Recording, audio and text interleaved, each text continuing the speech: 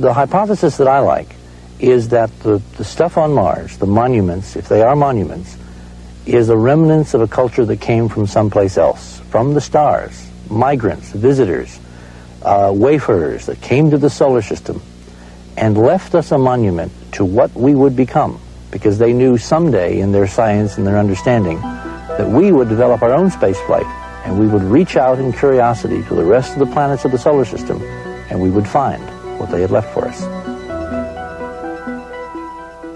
Do you really, deeply, honestly believe there is intelligent life on Mars? Don't give me a scientist's answer now. What do you think? It doesn't matter what I believe more. Oh, sure it does. No, it doesn't, because we can find out. And the wonderful part of this data is it's within our purview to go back to Mars and find out. Come on, Richard, yes or no now? The consequences of finding out more could change the way we live. So it's important that we know, and we can know. That's crucial. We have to know. One of the claims has been that this is a trick of light and shadow, and when you look at it from another direction, it would all go away. Well, as your audience can see, we can look at it from, and it doesn't go away. It is a three-dimensional, heavy-browed, recessed-nosed, extended chin character with great precision in terms of its elements, lying there looking straight up. And whether it's artificial, we will have to go back and look further, but the trend curve of the data is supporting the hypothesis, not detracting from it. When NASA saw this pop up in '76, it put the pictures quietly away and never looked at them again. What we have done, in lieu of NASA officially doing it, is to set up something called the UFO Diaries. And we have brought the best computer technology and skills, scientific skills, over a wide range of disciplines to try to figure out if, in fact, this is real, if this is really something that was made by intelligent life. It's very difficult in a geological model to create bisymmetry in nature. And in this one region, in the region designated as Cydonia, not only is the face bisymmetrical, but there are certain other objects that are also bisymmetrical. If you look at the details, if you look at the correlations of features, both among this object within the UFO Diaries and it in placement to other things we found in the surrounding terrain, the mathematics and geometry begin to impel one away from coincidence and geology and more in the direction of intelligent design. In terms of the data we now have, in terms of the analysis, we have several levels of analysis. Each level of the analysis brings us closer to being able to make the decision that, yes, someone did it. But we're not yet the edge of that cliff yet. We need to go back to Mars. We need to get better pictures, and we know what we're looking for. We know where on that UFO Diaries curve we should find things if, in fact, it's artificial, if it's, as I say, real. And if we find those in the new images, then we will know, and then you're going to see, as I said before, history turn a very dramatic page. This is not just theory. You have brought computerized analysis to bear on these images, and that analysis, you say, bears out your theory. If this is real, we're looking at technology. We're looking at high tech. We're not looking at Martians, Valerie. We're looking at people who may have come from some other star system and visited the solar system and left this for us, meaning whoever would intelligently explore their own solar system someday to find. This UFO Diaries, Cydonia. Solar system scale, the model.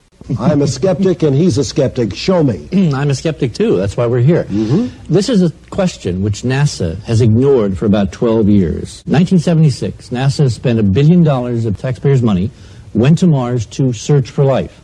They took these pictures and they basically put them in a drawer. And pictures that you have with you, is that right? That we have with us, yes. And they said basically that... Well, there's some video. I mean, we want to take those pictures? Well, let's take a look those here, first, all right? All right?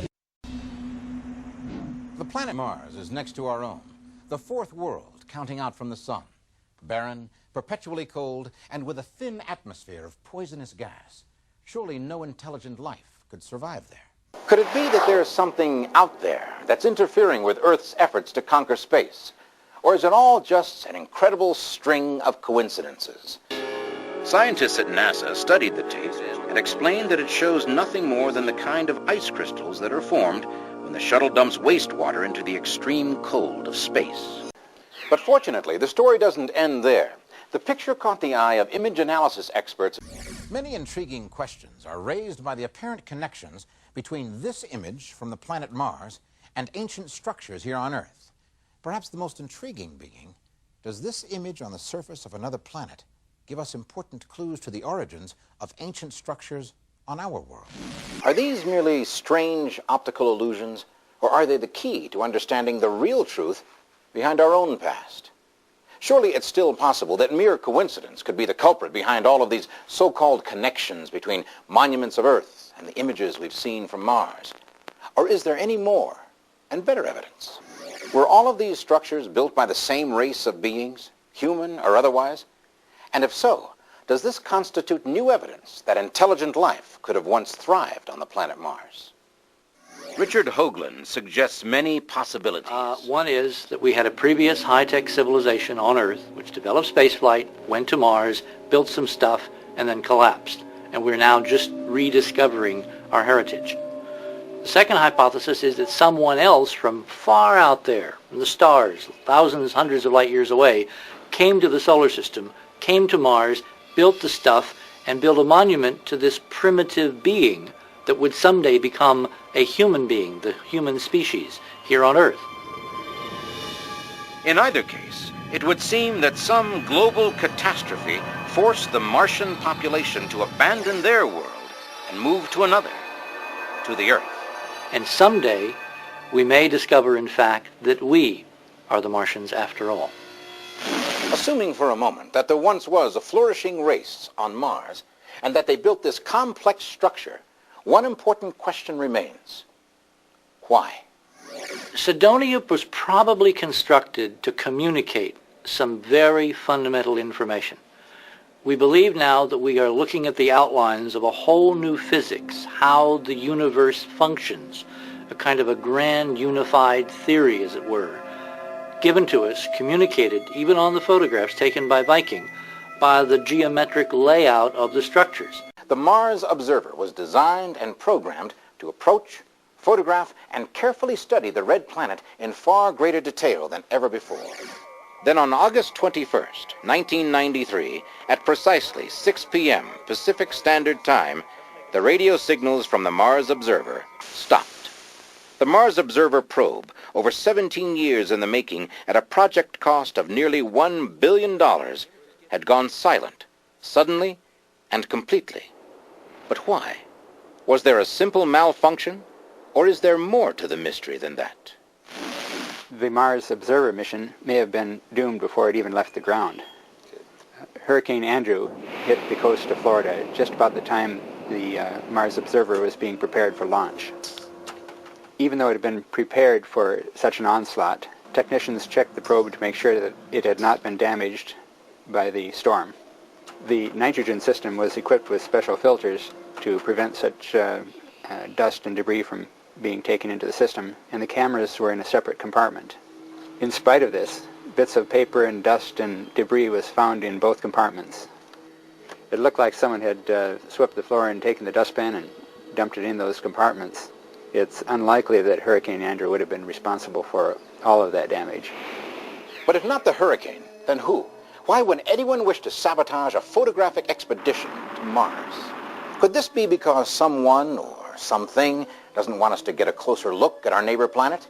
And if that's true, what is the secret they're trying to protect?